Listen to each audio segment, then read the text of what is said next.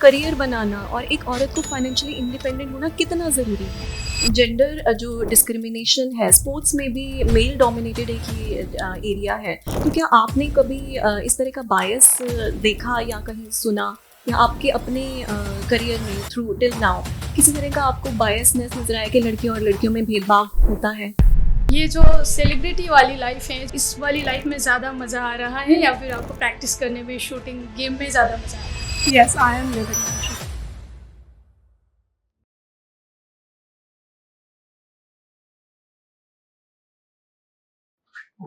नमस्कार। आज के विशेष कार्यक्रम में आप सभी का स्वागत है। मैं हूँ कोयल पंत और मेरे साथ है डॉक्टर पुनीत। आज हम आपके साथ ऐसी विशेष कहानी शेयर करने जा रहे हैं, एक ऐसी महिला की कहानी जिन्होंने अपनी कड़ी मेहनत से न कि केवल भारत बल्कि पूरी दुनिया में अपना नाम रोशन किया। हम सभी जानते हैं पिछले समय भारत की महिलाएं विविध क्षेत्र में अपना नाम रोशन कर रही हैं, सफलता की ऊंचाइयों को चूम रही है। फिर भी कहीं ना कहीं कई बार पुरुषों के मुकाबले उनको विभेद का सामना करना पड़ता है। महान लेखक प्रेमचंद जी ने एक जगह कहा है, स्त्रियों की कोमलता पुरुषों की काव्य कल्पना है, जो हमें ये समझाने का अवसर देती है कि समाज ने हमेशा से महिला की ताकत या अद्वितीयता को एक कल्पना के रूप में देखा है, जो कि वास्तविकता कुछ और है। प्रेमचंद जी का ये भी कहना था, विकास के क्रम में पुरुष स्त्री से पीछे है, जिस दिन वो पूर्ण विकसित होगा उस दिन वो स्त्री हो जाएगा। इसका मतलब है कि महिलाओं के पास न कि सिर्फ अद्वितीयता बल्कि हर क्षेत्र में पुरुषों से आगे रहने की क्षमता है। आज का ये कार्यक्रम उन सभी महिलाओं के लिए है जो अपना सपना हकीकत में बदलना चाहती हैं, चाहे वो ओलंपिक में गोल्ड जीतना हो या फिर किसी अन्य क्षेत्र में अपना नाम रोशन करना या सफलता प्राप्त करना। आज हम बात करेंगे ऐसी महिला से जिन्होंने भारत के लिए शूटिंग में ओलंपिक मेडल जीता और इतिहास में अपना नाम दर्ज किया, जिन्होंने शूटिंग स्पर्धा में भारत के लिए ओलंपिक मेडल जीतने वाली पहली महिला बनने का गौरव प्राप्त किया। तो मेरे साथ है doctor Puneet, women and child development department से। आइए उनसे पूछते हैं कि आज कौन आने वाला है। कोयल, क्या आप किसी स्पोर्ट्स पर्सन की बात कर रही हैं क्या? ऑब्वियसली जब मेडल ये सब की बात हो रही है, वो स्पोर्ट्स पर्सन तो है ही है, बट उनको देख के लगता नहीं है कि वो स्पोर्ट्स में हो। अच्छा, तो मुझे ये लग रहा है कि आप किसी गोल्डन गर्ल की बात कर रही हैं। जी हाँ, आज हमारे साथ है भारत की मशहूर शूटर, पेरिस ओलंपिक 2024 में मेडल जीतने वाली और कॉमनवेल्थ गेम्स की gold medallist, the golden girl Manu Bhaker. आइए उनका स्वागत करते हैं। नमस्कार मनु जी, बहुत बहुत स्वागत है आपका। मैं doctor Puneet Kaur Grewal, women and child development department, government of Haryana से। मेरे साथ हैं कोयल पंत। आपका स्वागत है इस programme. Thank you very much, ma'am. So many congratulation first of all. तो आपको अभी बहुत सारे इंटरव्यूज़ हो रहे हैं आपके, और आप काफ़ी बिजी हैं जब से आप पेरिस ओलंपिक 2024 की मतलब अपने हिस्ट्री में नाम दर्ज किया है आपने। तो अपने खुद के लिए भी टाइम निकालना मुश्किल है अभी, तो हमारे लिए आपने टाइम दिया, thank you so much for this. So कैसी हैं आप और आजकल आपकी दिनचर्या कैसी है, कहाँ बिजी हैं आप आजकल? आजकल मैंने ट्रेनिंग वापस चालू की है, तो मैं अपनी कोच की एकेडमी में देहरादून ट्रेनिंग कर रही हूँ। और दिनचर्या ऐसी है बस जैसे होती थी पहले। सुबह उठो, अपना लग जाओ काम में पूरा दिन, एंड वही योगा से शुरू होता है। ट्रेनिंग करती हूँ और ट्रेनिंग के बाद शाम हो जाती है ट्रेनिंग ख़त्म होते होते, और फिर अपना वर्कआउट किया, और फिर कुछ अपने एक हॉबी के लिए मैं टाइम देती हूँ, जैसे रोज़ 30 मिनट 40 मिनट, तो वो रहता है दिन में, और फिर अपना वापस बिस्तर पर। ये जो सेलिब्रिटी वाली लाइफ है जो आप कुछ महीनों से जी रही हैं, वैसे तो सालों से जी रही है, अब तो और भी ज़्यादा आपके चर्चे होने शुरू हुए हैं। तो ये वाली लाइफ, आपको इस वाली लाइफ में ज़्यादा मज़ा आ रहा है या फिर आपको प्रैक्टिस करने में, शूटिंग गेम में ज़्यादा मज़ा आता है? मुझे मेरे गेम में ज़्यादा मज़ा आता है, क्योंकि गेम में मेरा स्पोर्ट ऐसा है जिसमें मैं आराम से अकेले में रह के अपनी ट्रेनिंग कर सकती हूँ, चाहे ज़्यादा लोग हो या ना भी हो, तो भी उससे कोई फ़र्क नहीं पड़ता है। इंडिविजुअल स्पोर्ट है, तो शुरू से ही मुझे अपने स्पोर्ट से ज़्यादा प्यार रहा है, बजाय किसी और तरीके की लाइफस्टाइल के।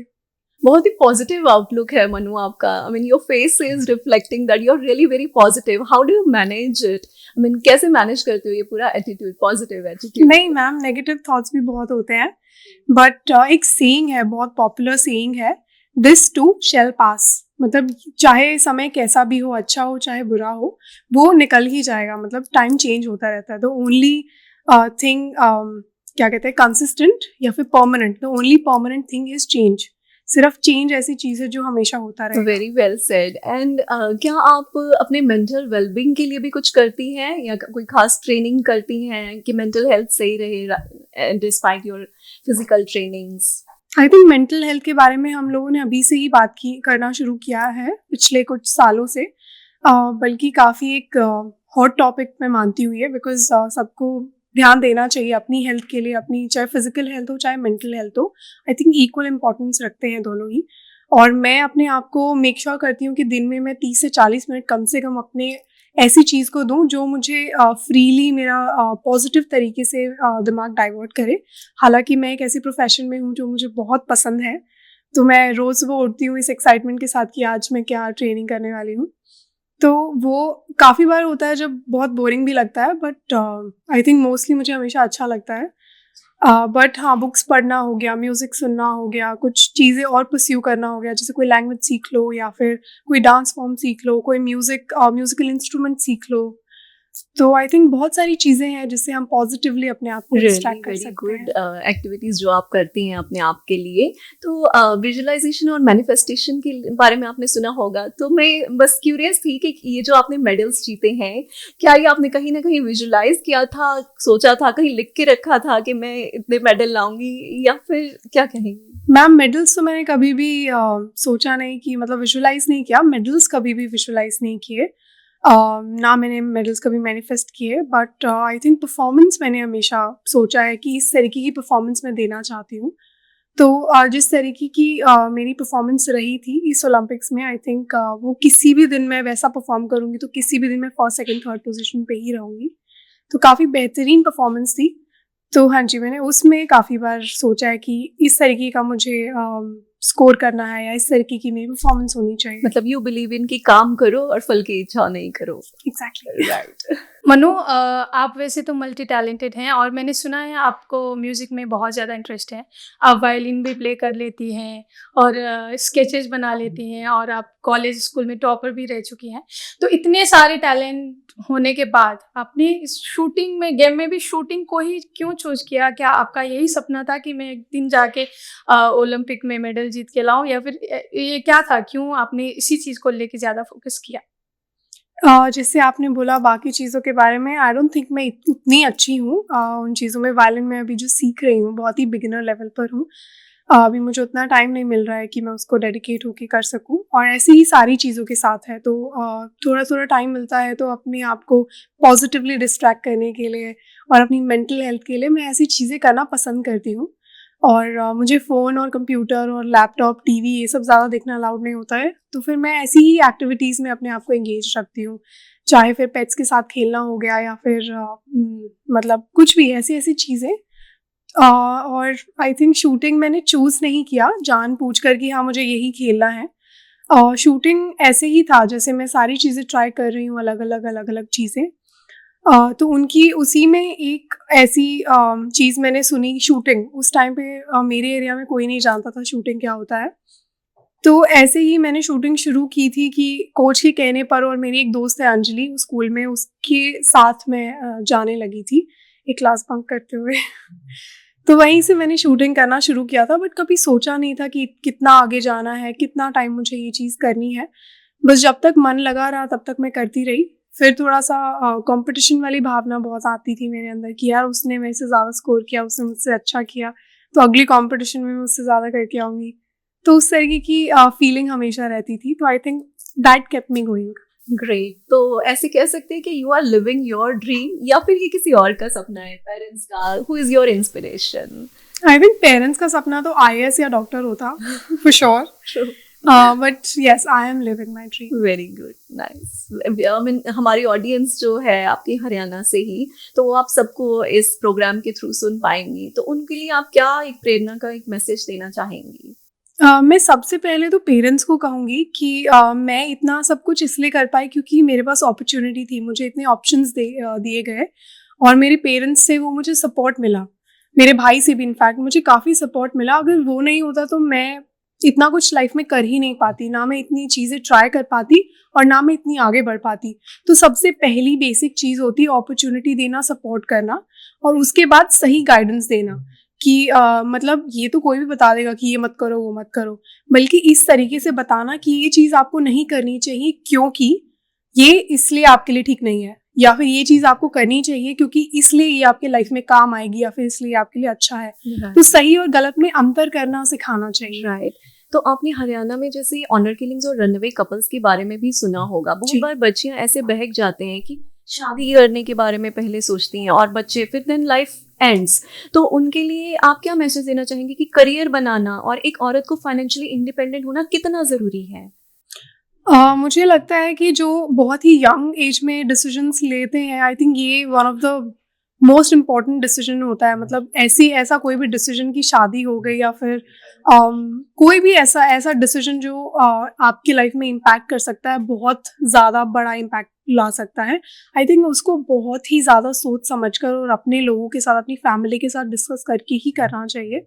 अदरवाइज़ हो सकता है वो आपकी एक सबसे बड़ी मिस्टेक भी हो और उस मोमेंट में हाँ, हम काफ़ी बार एक्साइटेड होते होंगे या फिर हमें बहुत रहता होगा कि यार this is it for me, या फिर मुझे यही लाइफ में करना है या फिर मुझे शादी करनी है, जो भी। बट लेटर ऑन हो सकता है कि आप वो चीज़ रिग्रेट करो। तो आई थिंक ये बचपन से ही इस तरीके की मेंटालिटी अगर पेरेंट्स बच्चों में डालना शुरू कर दें कि आपको इंडिपेंडेंट होना सबसे ज़्यादा ज़रूरी है, सबसे पहले होती है चाहे आप कुछ भी कर लो। अगर आप इंडिपेंडेंट नहीं हो, आप कितना ही लाइफ में आगे बढ़ जाओ, कितने ही आप अच्छे परिवार से बिलोंग करते हो, बट अगर आप इंडिपेंडेंट नहीं हो खुद से, तो आई थिंक कहीं ना कहीं आप किसी ना किसी के भरोसे पे हमेशा बैठे रहोगे कि यार वो होंगे तो फिर मेरी लाइफ आगे बढ़ेगी, विच इज़ नॉट गुड। मतलब being dependent on somebody is not healthy at all. So बहुत ही बढ़िया मैसेज दिया आपने हमारी ऑडियंस को। जेंडर जो डिस्क्रिमिनेशन है स्पोर्ट्स में भी मेल डोमिनेटेड एक ही एरिया है। तो क्या आपने कभी इस तरह का बायस देखा या कहीं सुना या आपके अपने करियर में थ्रू टिल नाउ किसी तरह का आपको बायसनेस नजर आया कि लड़कियों और लड़कियों में भेदभाव होता है? आई थिंक मैम जेन्युइनली आप मुझे बताइए कि क्या आपने कभी भी ऐसा फेस नहीं किया है। आई थिंक बीइंग वुमेन और being part of the society, हम बहुत एक्टिवली सोसाइटी की हर एक चीज़ में पार्टिसिपेट करते हैं। तो आई थिंक हम सब ने ये चीज़ देखी भी है, चाहे अपने आप के मतलब खुद के साथ होते हुए देखा हो या फिर अपने फैमिली में ही किसी के साथ या अपनी फ्रेंड के साथ होते हुए देखा हो। तो आई थिंक ये बहुत ही प्रोमिनेंट है हमारी सोसाइटी में। बट आई थिंक अगर हम सब लोग मिलकर इसके अगेंस्ट या फिर इसको निकालने, अपनी सोसाइटी से एलिमिनेट करने के लिए कुछ करेंगे तो डेफिनेटली इसमें बहुत पॉजिटिव चेंज देखने को मिलेगा। बहुत सारी ऐसी चीज़ें भी आई हैं पिछले कुछ टाइम से, जैसे बेटी बचाओ बेटी पढ़ाओ, या फिर बहुत बहुत सारी, जैसे स्पोर्ट्स में भी अब देखने को मिला है कि पेरेंट्स अपने बच्चों को बहुत सपोर्ट कर रहे हैं, चाहे वो लड़की हो चाहे वो लड़का हो। बट टचवुड मुझे अपने स्पोर्ट में कभी भी ऐसी सिचुएशन फेस नहीं करनी पड़ी है। बट अर्ली लाइफ में कुछ चीज़ें हुई हैं जो जिसकी वजह से मुझे पता लगा है कि सोसाइटी में एक लड़के का क्या रोल होता है और एक लड़की का क्या रोल होता है। राइट। और रिपोर्ट करना आई थिंक बहुत ज़रूरी है किसी भी टाइम पे। एंड लास्ट एक मेरा सवाल आपसे यही है कि जो बेटी बचाओ बेटी पढ़ाओ अभियान है भारत सरकार का, उसे हरियाणा से ही लॉन्च किया गया। तो हरियाणा की बेटी होने के नाते आप उसमें कैसे कंट्रीब्यूट करना चाहेंगी? आई थिंक सबसे पहले आई थिंक कोई भी बड़ा चेंज अगर हमें सोसाइटी में देखने को मिलता है तो वो एजुकेशन के थ्रू देखने को मिलता है। और एक ही जिस तरीके का चीज़, जिस तरीके की मुहिम शुरू की गई है बेटी बचाओ बेटी पढ़ाओ, इसका आई थिंक बहुत ही पॉजिटिव रिजल्ट देखने को मिला है। बट कहीं ना कहीं हमें सोसाइटी में ऐसे इश्यूज़ को भी बहुत अच्छे से एड्रेस करना चाहिए। जैसे आपने बोला है कि ऑनर किलिंग्स हो गए या फिर भाग के शादी करना हो गया, मतलब अपनी तरीके से। Of course these things are wrong, but इसको कोई डिफाइन नहीं कर सकता है कि जस्टिफाई नहीं कर सकता है। Of course these things are wrong, but एक तरीका होना चाहिए सबको टैकल करने के लिए। फिर चाहे वो रेप केस विक्टिम्स हो, फिर चाहे कोई भी किसी भी तरीके का कोई भी क्राइम हो अगेंस्ट वुमेन या चिल्ड्रन। तो हम आपको एज एक एम्बेसडर के तौर पे हरियाणा की देख सकते हैं? आई थिंक मैम ये मेरा ऑनर होगा and I will try my best to step on the duties of that. Thank you so much Manu ji. ये थी हमारे साथ मनु भाकर। आशा करते हैं कि आपको हमारा ये प्रोग्राम बहुत अच्छा लगा होगा। पूरे देश को हरियाणा की इस बेटी पर गर्व है।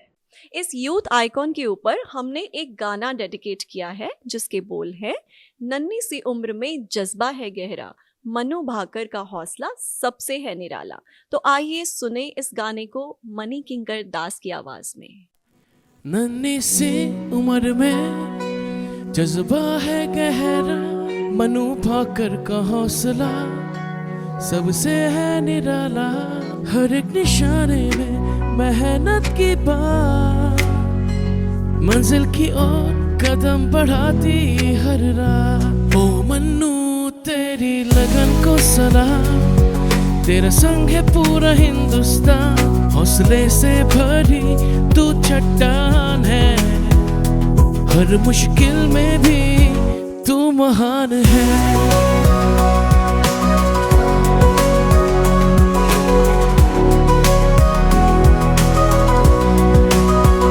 सुबह की खामोशी में मेहनत की कहानी, मैदान में चमके तेरी मेहनत की निशानी। तेरी नजरें निशाने पर, दिल में जोश, तेरे हर कदम पर हमें पूरा विश्वास। ओ मन्नू तेरी लगन को सलाम, तेरा संग है पूरा हिंदुस्तान। हौसले से भरी तू चट्टान है, हर मुश्किल में भी तू महान है।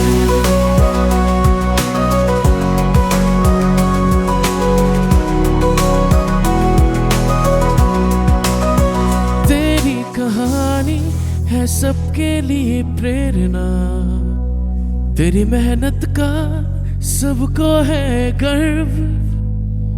मनु भाकर तू यूं ही चमकती रहे, हर कदम पर तेरा नाम ऊंचा रहे। ओ मन्नू तेरी लगन को सलाम, तेरा संग है पूरा हिंदुस्तान। हौसले से भरी तू चट्टान है, हर मुश्किल में भी तू महान है। तेरी कहानी है सबके लिए प्रेरणा, तेरी मेहनत का सबको है गर्व। मनु भाकर तू यूं ही चमकती रहे, हर कदम पर तेरा नाम ऊंचा रहे।